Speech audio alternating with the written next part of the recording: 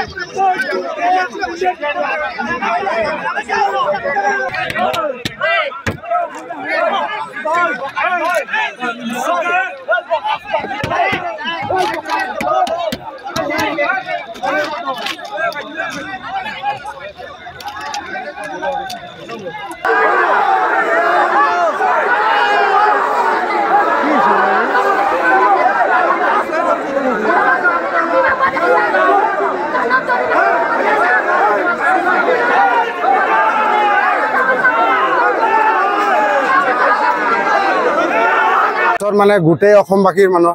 জুবিন দাৰ কাৰণে আমি লগনে আছো ক'ৰ পৰা আছো কি কৰিছো কাম বন একো কৰিব পৰা নাই আমাৰ সবৰে ন্যায় লাগে তাতে মানুহজন আহি কেনে কৈছে আমাৰ ন্যায় নালাগে তাৰপিছত ৰাইজে ধৰিলে মাৰিলো কাণত ধৰালো তাৰপিছত পলাল গাড়ী লৈ পুলিচ আহিলে বসালে জুবিনৰ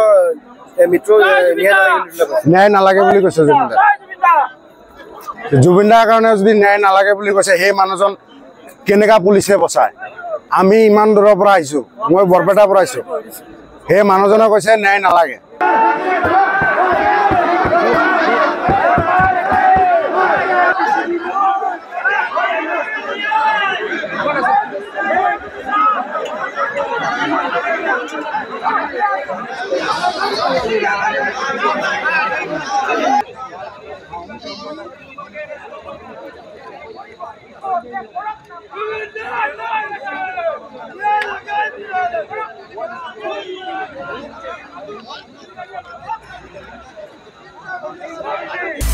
আপুনি বিচৰা বাতৰি পাব কেৱল নিউজ 18 এপত